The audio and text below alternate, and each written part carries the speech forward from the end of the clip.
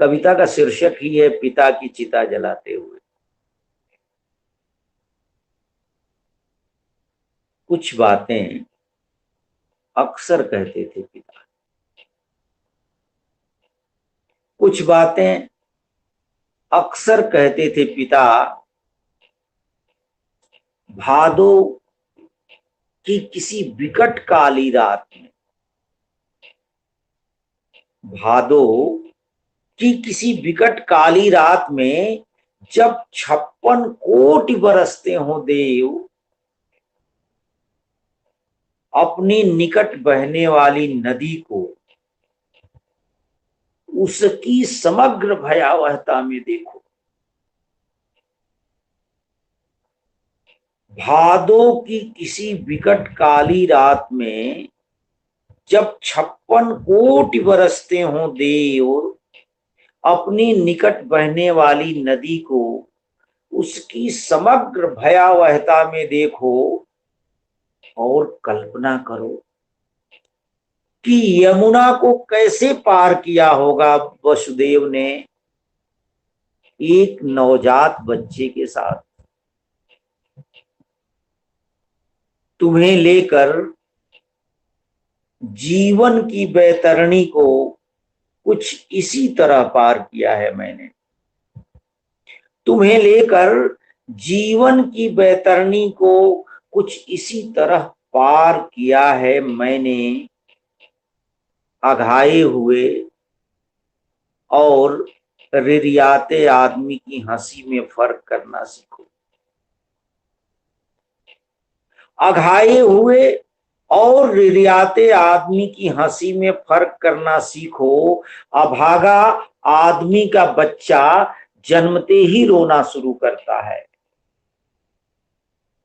जिंदगानी की कहानी वहीं शुरू हो जाती है।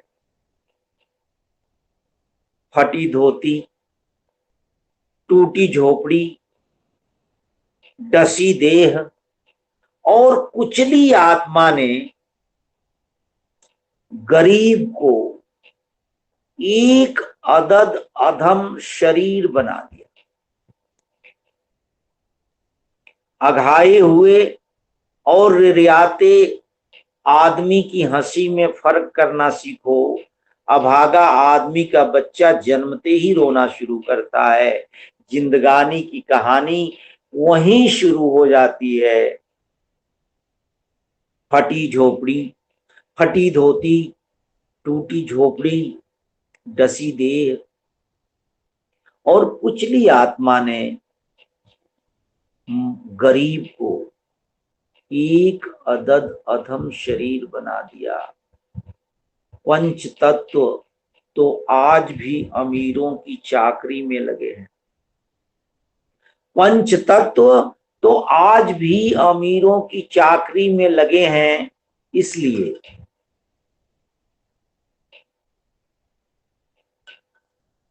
इसलिए जनता को शास्त्र नहीं, इसलिए जनता को शास्त्र नहीं कविता से शिक्षित करो।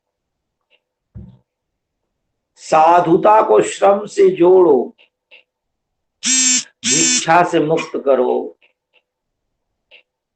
कि साधुता वहां बसती है जहां जूता गाड़ते हैं रैदास, चादर बुनते हैं कबीर।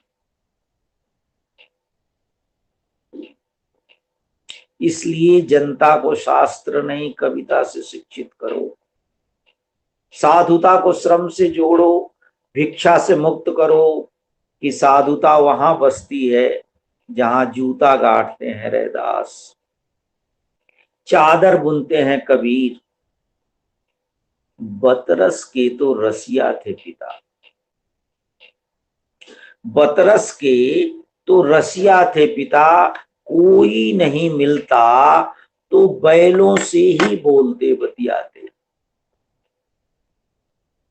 इधर कुछ दिनों से उसी पिता को देखकर आश्चर्य होता था मुझे कि आदमी जिंदगी में कैसे रहता है इतना चुपचाप।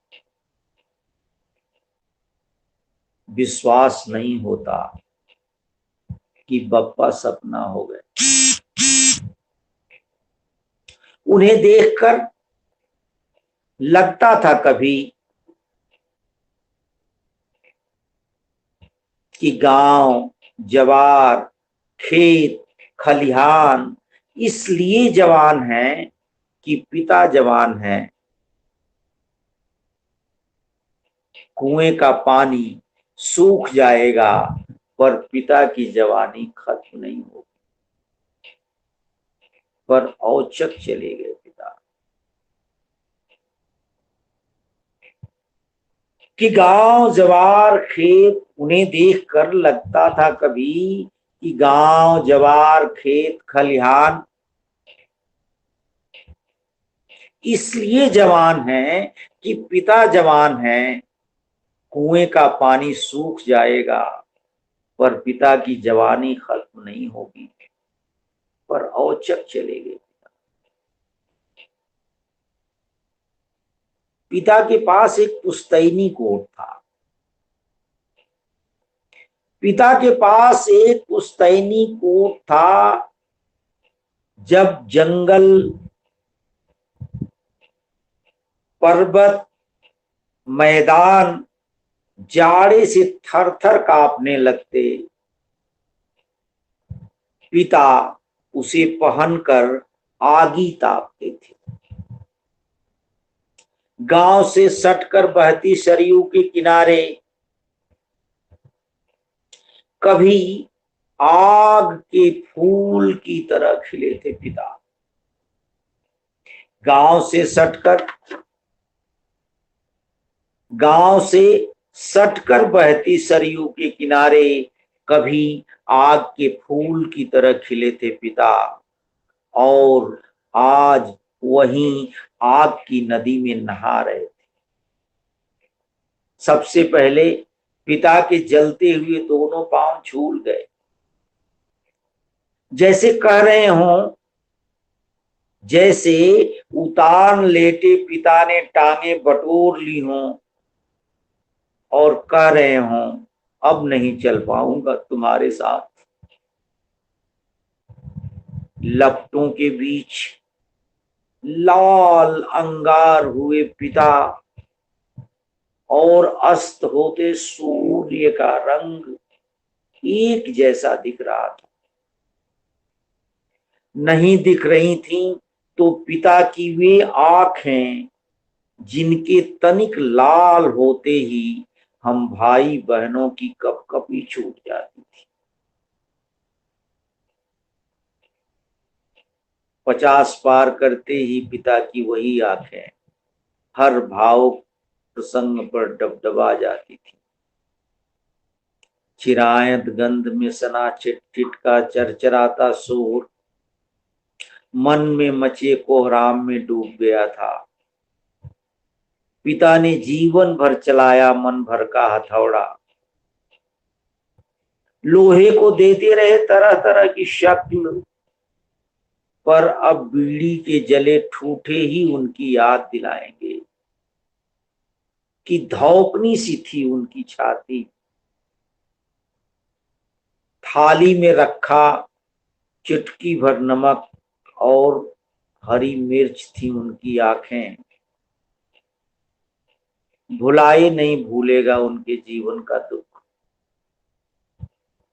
जलता रहेगा मेरे भीतर दिए की लौ की तरह।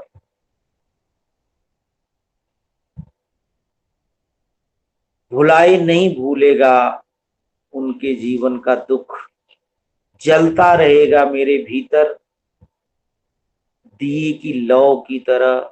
भर भर आएगा मेरा मन, जैसे अनायास नाभि में भरती है कपास।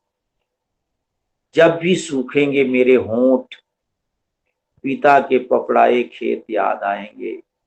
पिता के पपड़ाए खेत याद आएंगे।